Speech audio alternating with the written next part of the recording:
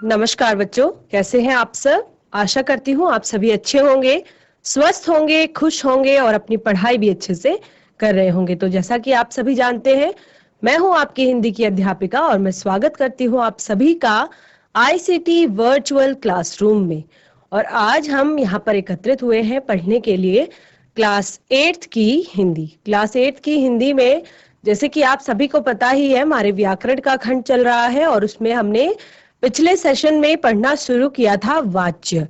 तो वाच्य क्या होता है? वाच्य क्रिया किस तरह से हो रही है, अर्थात क्रिया के विषय को बताने का एक माध्यम है कि हम इससे हमें पता चलता है कि क्रिया किसके अनुसार हो रही है। जो वाक्य है उसमें क्रिया किसके अनुसार हो रही है, कर्म के अनुसार हो रही है या कर्ता के अनुसार हो रही है या भाव के अनुसार हो रही है। तो इसी के आधार पर इसके 3 भेद भी मैंने आप लोगों को बताए थे।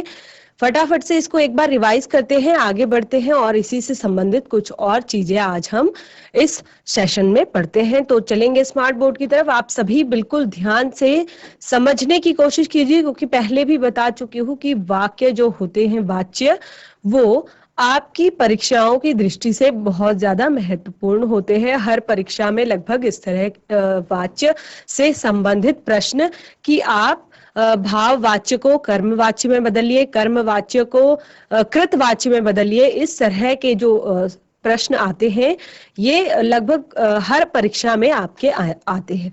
तो आज का जो सेशन है वो इन्हीं वाच्यों पर आधारित है और इसी को हम कंटिन्यू करेंगे।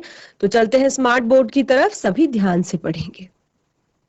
वाच्य की परिभाषा भी मैंने आप लोगों को लिखाई थी कि वाच्य किसे कहते हैं, और वाच्य के भेद भी मैंने आप लोगों को बताए थे कि वाच्य के 3 भेद होते हैं। तो कौन कौन से 3 भेद बताए थे मैंने आपको?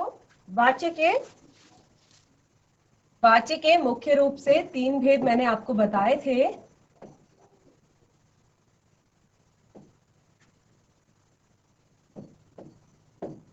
कृतवाच्य,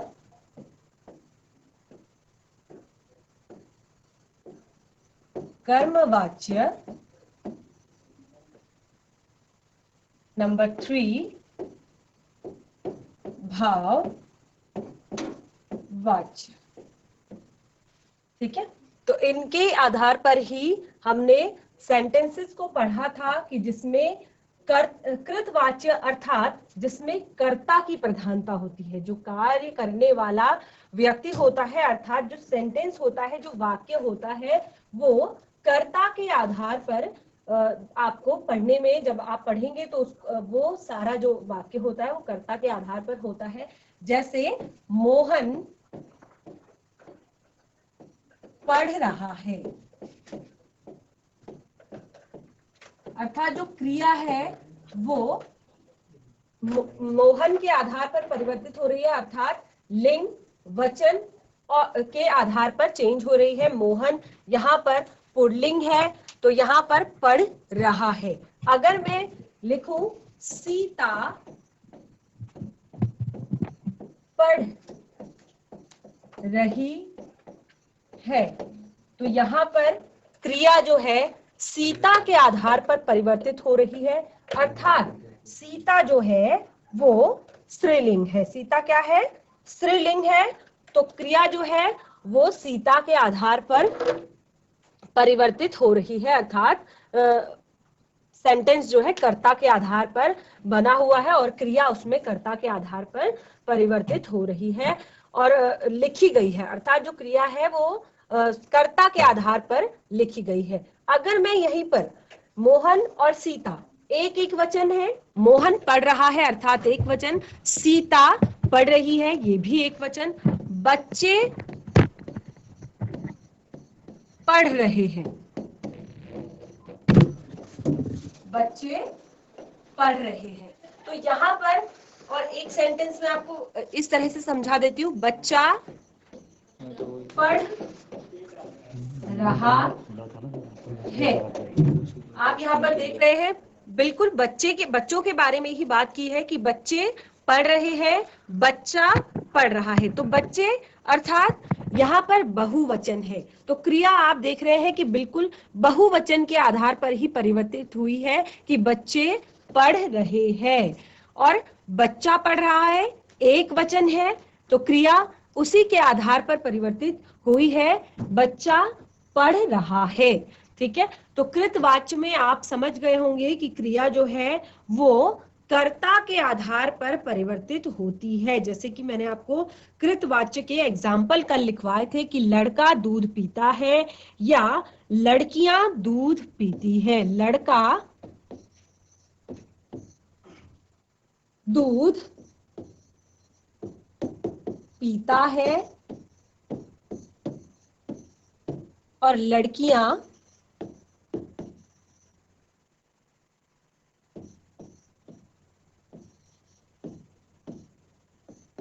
दूध पीती है। यहां पर दो सेंटेंस है, लड़का दूध पीता है, तो लड़का जो है वो सबसे पहले तो पुल्लिंग है और दूसरा एक वचन है, केवल एक लड़के के बारे में बात की है, एक बच्चे के बारे में बात की है कि लड़का दूध पीता है।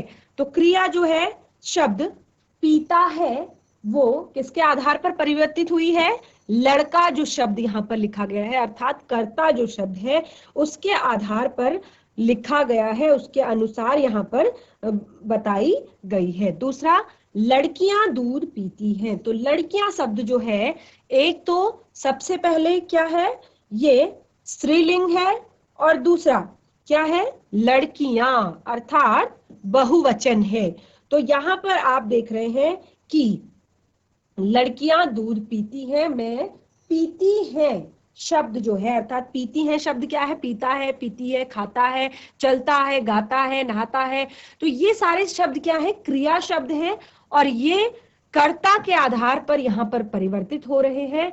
तो दूध पीती है अर्थात जो क्रिया है वो बहुवचन और स्त्रीलिंग के आधार पर यहाँ पर चेंज हुई है, अर्थात पूरी तरह से हम बता सकते हैं कि इन सेंटेंसेस में जो भी यहाँ पर हमने सेंटेंसेस लिखे गए हैं इसमें जो क्रिया है वो कर्ता के आधार पर चेंज हो रही है, कर्ता के आधार पर परिवर्तित हो रही है या लिखी गई है। तो इस तरह के वाक्यों को कृतवाच्य कहते हैं।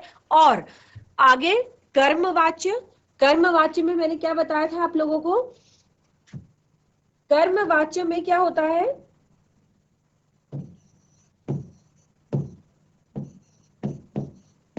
कर्मवाच्य, कर्मवाच्य में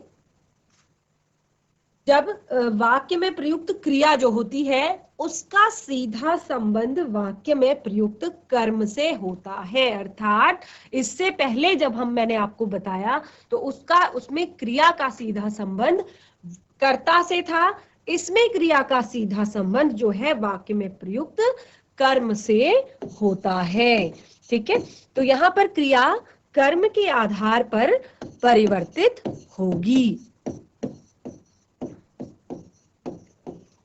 कर्म के आधार पर परिवर्तित होगी, तो इसीलिए उसे कर्मवाच्य कहेंगे। और मैंने बहुत अच्छे से आपको इसकी परिभाषा भी लिखाई थी और मैंने आपको एग्जाम्पल भी दिए थे कि राम ने चाय पी और सीता ने दूध पिया।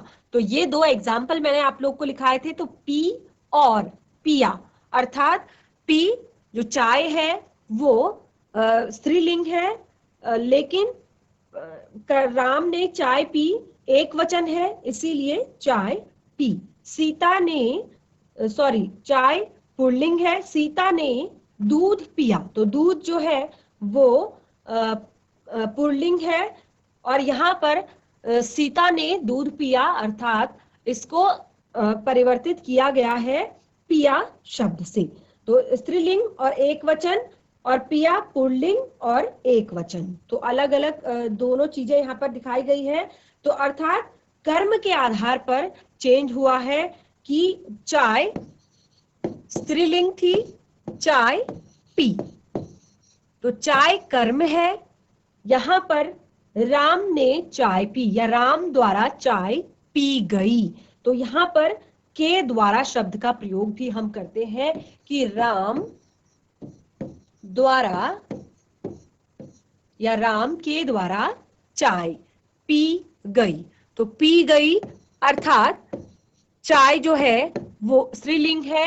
यहाँ पर राम का अर्थात कर्ता का कोई भी रोल नहीं है। यहाँ पर कर्म का जो रोल है कि चाय पी गई है। तो क्रिया जो है अर्थात पी गई शब्द जो है वो कर्ता के आधार पर ना होकर कर्म के आधार पर होगा। तो दूसरा मैंने आपको एग्जाम्पल बताया था, सीता ने दूध पिया। दूध जो है वो पुल्लिंग शब्द है और एक वचन है। ठीक है, तो वाक्य में प्रयुक्त क्रिया जो है वो पुल्लिंग अर्थात दूध के अनुसार अर्थात कर्म के अनुसार परिवर्तित हुई है। ठीक है, कर्म के अनुसार यहाँ पर लिखी गई है, बताई गई है।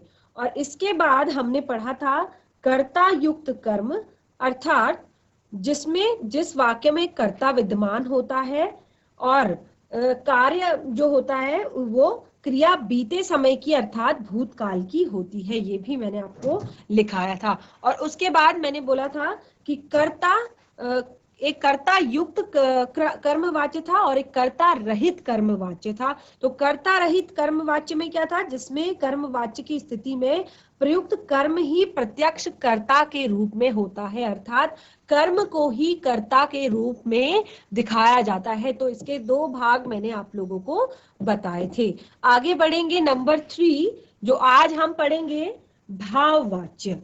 ठीक है, तो नंबर 3 आज हम कल कॉपी में जहां पर लिखा है वहां से ही स्टार्ट करेंगे। भाववाच्य। भाववाच्य क्या होते हैं? पहले वाले में कर्ता की प्रधानता है, दूसरे वाले में कर्म की प्रधानता है।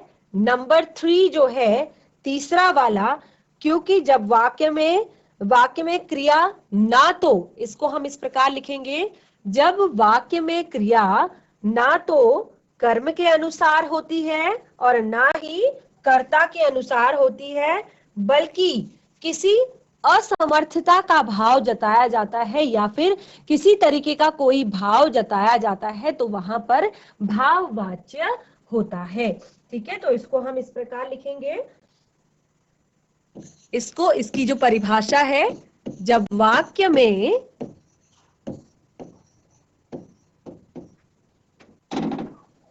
प्रयुक्त क्रिया, जब वाक्य में प्रयुक्त क्रिया ना तो कर्ता के अनुसार होती है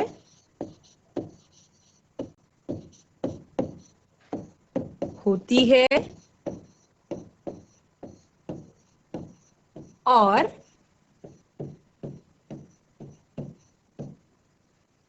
ना ही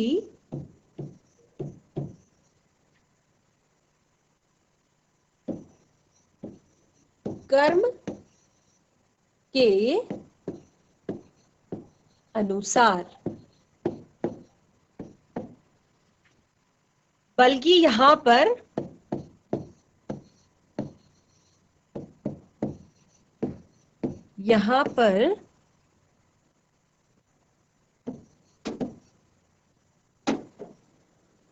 असमर्थता का जो भाव है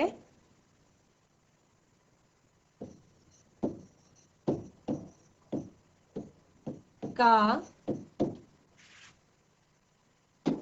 भाव आता है।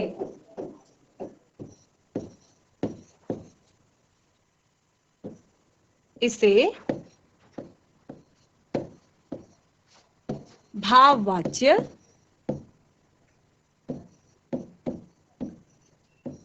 कहते हैं।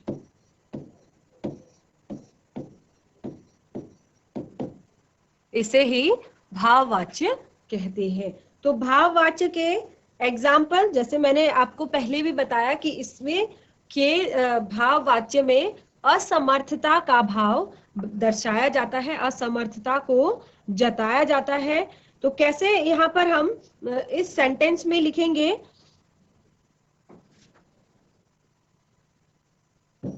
मोहन द्वारा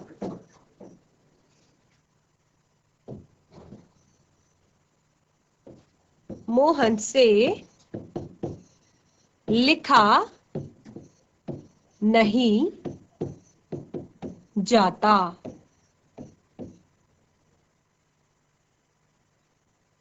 या सीता से गाया नहीं जाता।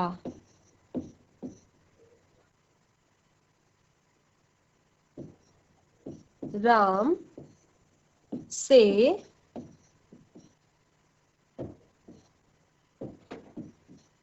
चला नहीं जाता।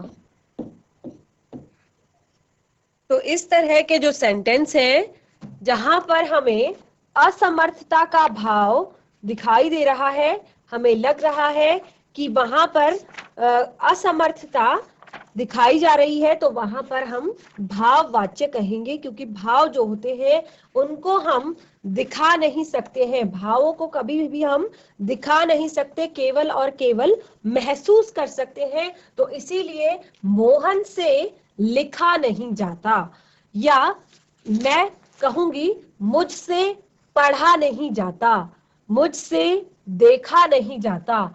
तो ये सारे क्या है, भाव है जो कि इस तरह से प्रदर्शित हो रहे हैं। देखिए, भाववाच्य जो होते हैं, इसमें क्रिया जो होती है वो किसी भी पुरुष अर्थात स्त्रीलिंग व पुल्लिंग वचन और कर्ता अर्थात कर्म अथवा कर्म के अनुसार ना होकर अन्य पुरुष, हमेशा अन्य पुरुष पुल्लिंग एक वचन में ही रहते हैं, और इसमें मुख्य रूप से अकर्मक क्रिया होती है।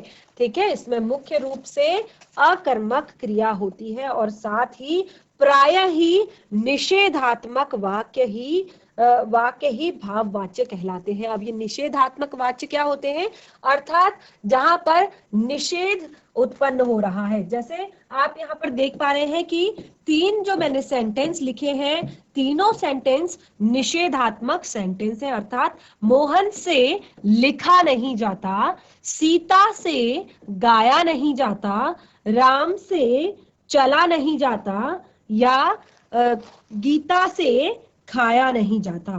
ठीक है, तो इस तरह हम इन तीनों जो वाच्य है इनको समझ सकते हैं। अब एक बहुत जरूरी चीज आती है वाच्यों में। जब आप वाच्य पढ़ लेते हैं तो सबसे जरूरी चीज एक आती है कि आप कुछ अंतर देखें कर्मवाच्य और भाववाच्य में। क्या अंतर होते हैं कर्मवाच्य और भाववाच्य में? तो इस तरह से आप हेडिंग डालेंगे, कर्मवाच्य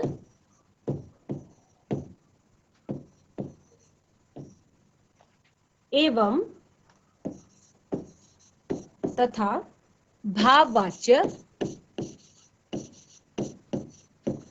में अंतर। कैसे पहचानेंगे आप कर्मवाच्य और भाववाच्य को अलग अलग? क्योंकि जब आपके एग्जाम आएंगे तो उसमें आपको 3 से 4 सेंटेंस दिए होंगे, या फिर एक सेंटेंस होगा। आपको कहा जाएगा कि आप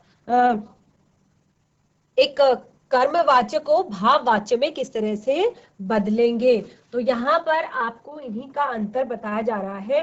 तो क्या होता है, इसमें हम कुछ पॉइंट लिख लेंगे, ये आपको याद करने के लिए आसान होंगे। तो सबसे पहले आप ये लिखेंगे कि कर्मवाच्य में कर्म रहता है, परंतु भाववाच्य में कर्म बहुत कम देखने को मिलता है। देखिए, सबसे बड़ी बात है कि कर्म वाच्य में कर्म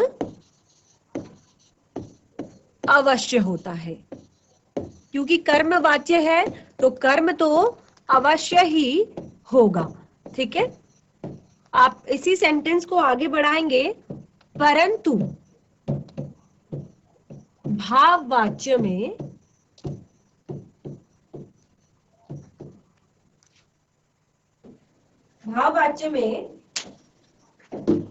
कर्म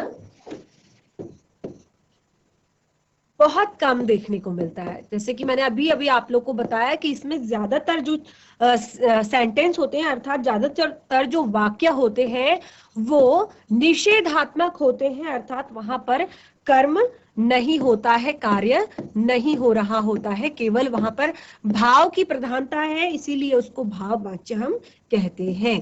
ठीक है, देखने को मिलता है। तो इस तरह आप इसको अपनी कॉपी में बिल्कुल ऐसे ही लिखेंगे ताकि आपको याद ये चीजें हो जाए कि कर्मवाच्य में कर्म तो अवश्य होता है परंतु भाववाच्य में कर्म बहुत कम होता है। नंबर 2, कर्मवाच्य में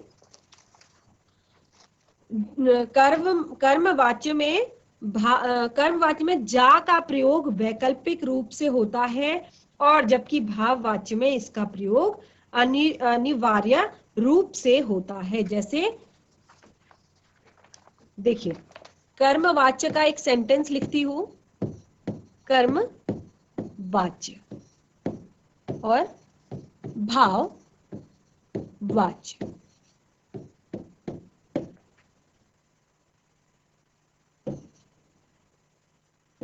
सोहन ने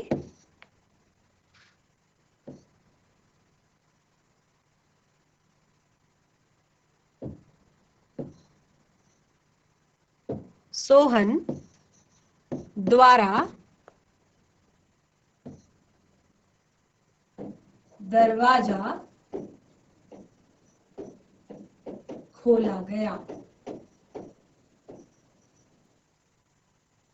आप देख पा रहे हैं यहां पर कर्म की प्रधानता है, अर्थात सोहन द्वारा दरवाजा खोला गया।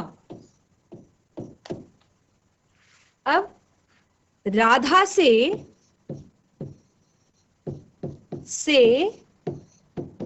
खाया नहीं जाता। तो आप दोनों सेंटेंसेस में देख पा रहे होंगे, मैंने बताया कि इसमें जा का प्रयोग जो है वो वैकल्पिक रूप से होता है। जैसे सोहन द्वारा दरवाजा खोला जाता है, इस तरह, या राधा से खाना नहीं राधा से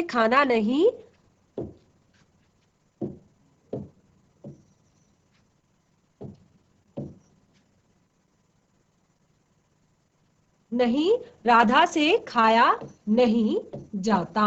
तो जो इस तरह के सेंटेंस होते हैं, अर्थात जो भाववाच्य होते हैं, उसमें जा की मतलब जो जा होता है वो का प्रयोग अनिवार्य रूप से होता है। जैसे कि पिछले ही सेंटेंस में आप पिछले ही नंबर 3 जब हम भाववाच्य पढ़ रहे थे तो आपने देखा कि हर सेंटेंस में नहीं जाता, नहीं जाता, नहीं जाता। अगर मैं और भी इस तरह के सेंटेंस लिखूं तो उसमें ज्यादातर जा का प्रयोग जो है वो अनिवार्य रूप से होता है। तो आप इस तरह से भी सेंटेंसेस को पहचान सकते हैं कि जहां पर मोहन से लिखा नहीं जाता, सबसे पहले आप इससे पहचानेंगे कि यहां पर निषेधात्मक वाक्य ज्यादातर आपको मिलेंगे। ठीक है, तो जहां पर भी नहीं शब्द का प्रयोग होगा वहां पर आप सबसे पहले समझ जाइए कि वहां पर भाववाच्य है। और दूसरा, जहां पर जा शब्द का प्रयोग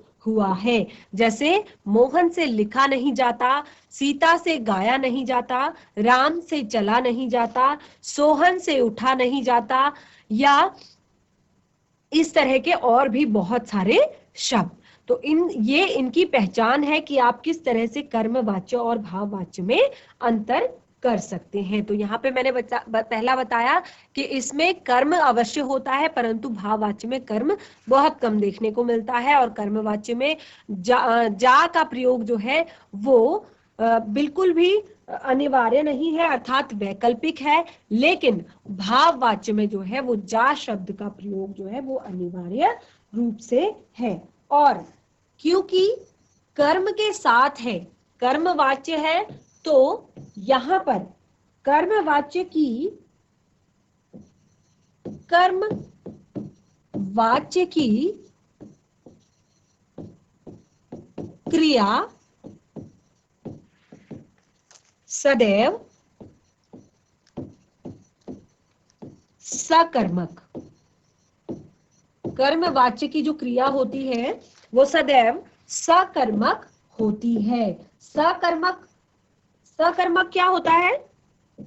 आप लोगों को अंतर पता है सकर्मक और अकर्मक क्रिया में? कोई बता सकता है क्या होती है सकर्मक क्रिया और क्या होती है अकर्मक क्रिया? स अर्थात साथ, कर्मक अर्थात कर्म के, अर्थात जहां पर कर्म साथ में होता है तो वहां पर सकर्मक क्रिया, और जहां पर कर्म साथ में नहीं होता वहां पर अकर्मक क्रिया। स और अ, ये शब्द याद रखिए। सकर्मक अर्थात साथ में, अकर्मक अर्थात कर्म के बिना। तो ये सारी चीजें भी मैं आपको आगे एक्सप्लेन कराऊंगी। आप मुझे अपनी जो भी परेशानियां हैं, जो भी दिक्कतें हैं, वो चैट के माध्यम से मुझे भेज सकते हैं, बता सकते हैं, पूछ सकते हैं। अगर कोई दिक्कत परेशानी व्याकरण संबंधित है या आपके पाठ से संबंधित, तो कर्मवाच्य की जो क्रिया होती है वो सदैव सकर्मक होती है, जबकि भाववाच्य में अकर्मक तथा सकर्मक क्रिया का अकर्मवत प्रयोग होता है। जो भाववाच्य होता है, इस सेंटेंस को कंप्लीट करेंगे, जबकि जबकि भाववाच्य में, भाववाच्य में अकर्मक या सकर्मक क्रिया का प्रयोग, क्रिया का अकर्मवत, अकर्मवत अर्थात जरूरत के हिसाब से अकर्मवत प्रयोग होता है, होता है। ठीक है, तो इस प्रकार से हम भाववाच्य और कर्मवाच्य में अंतर बता सकते हैं कि क्या अंतर होता है कर्मवाच्य और भाववाच्य में।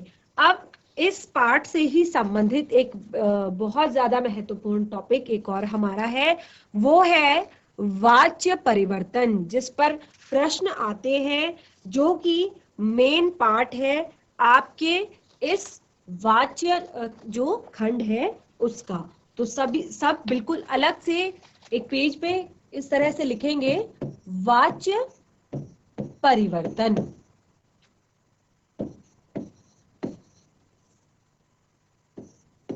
वाच्य परिवर्तन के से ही आपको प्रश्न आते हैं आपकी पाठ्य पुस्तिका में, आपके एग्जाम में, सभी जगह।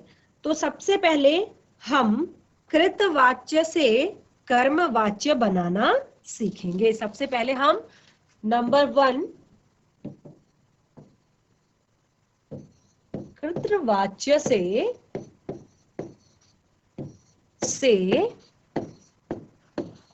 कर्म वाच्य बनाना।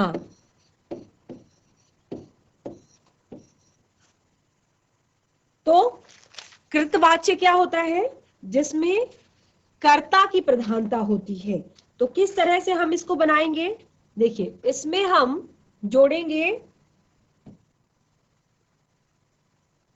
कर्ता के साथ, कर्ता के साथ से द्वारा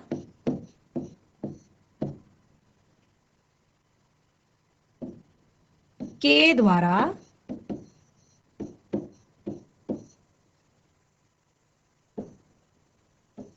जोड़ दिया जाता है।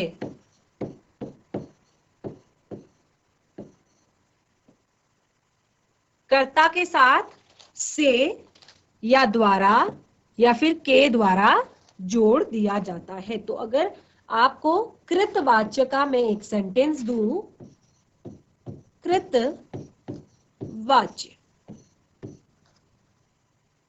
और यहां कर्मवाच्य,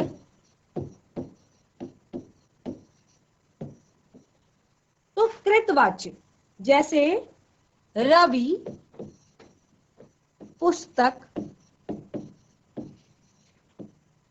पढ़ता है।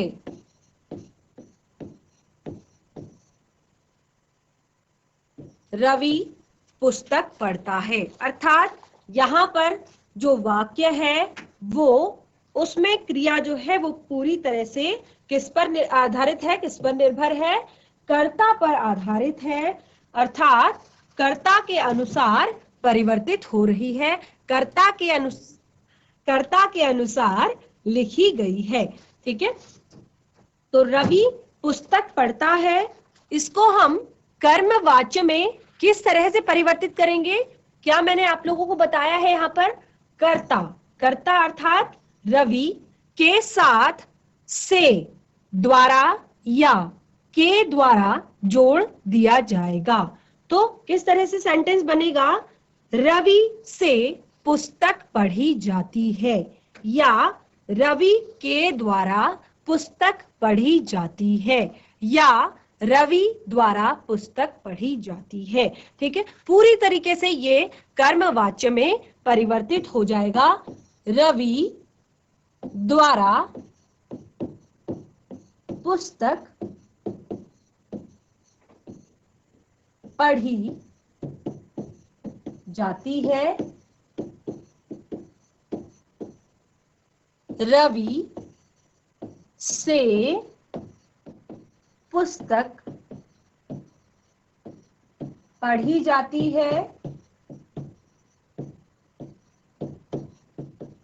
या रवि के द्वारा पुस्तक पढ़ी जाती है।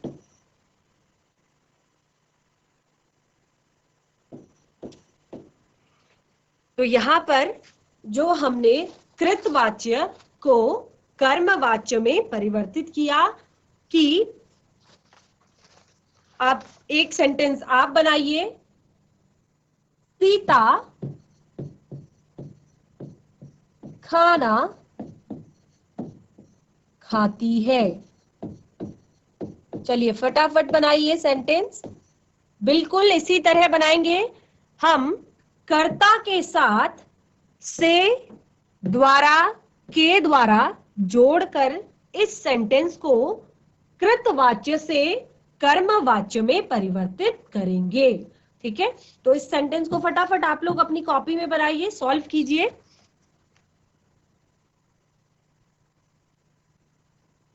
और इस तरह के और भी हम दूसरा एक तरीका था कि हमने से जोड़ा, द्वारा जोड़ा और के द्वारा जोड़ा, और इसके अलावा भी हम आ अथवा या कर्म के बाद, जब हम कर्म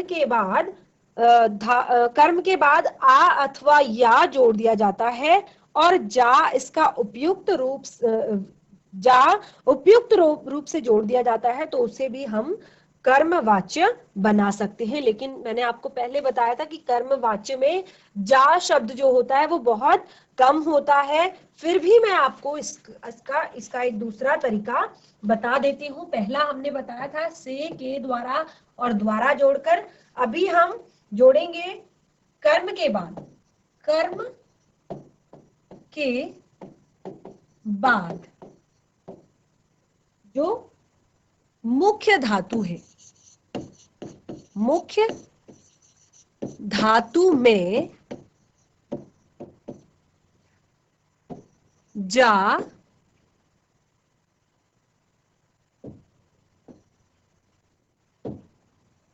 आ,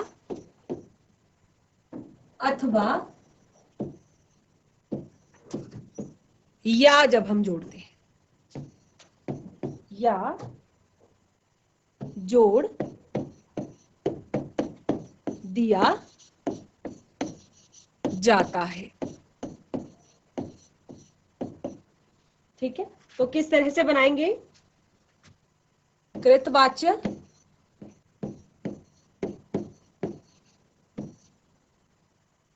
सेंटेंस, रमेश टीवी देखता है।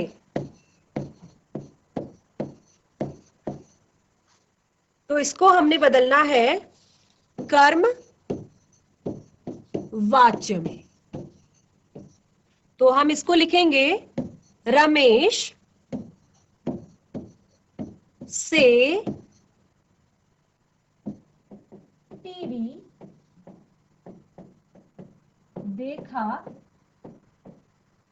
जाता है। ठीक है, तो इस तरह हम कृतवाच्य से कर्मवाच्य इस दूसरे तरीके से भी बना सकते हैं। तो बच्चों, आज हमने कर्मवाच्य से भाववाच्य बनाना और ये सारी चीजें, यानी कि वाच्य परिवर्तन जो हमारा आज का मेन टॉपिक था, ये हम पढ़ रहे हैं। तो आशा करती हूँ कि अभी तक जितना हमने पढ़ा वो आप लोगों को समझ में आ रहा होगा। फिर भी अगर कोई दिक्कत परेशानी है, अगर कोई चीज समझ में नहीं आ रही है, तो आप मुझे बता सकते हैं। मैं हर एक पार्ट का आपको फिर से रिविजन करा के और अच्छी तरीके से और ज्यादा एग्जाम्पल से समझाने की आपको कोशिश करूंगी। आगे के जो हमारा सेशन होगा उसमें हम और दूसरे वाच्य परिवर्तन करेंगे। तो आज का जो सेशन है वो यहीं पे समाप्त होता है। मिलेंगे नए सेशन में, तब तक के लिए धन्यवाद। आपका दिन शुभ हो।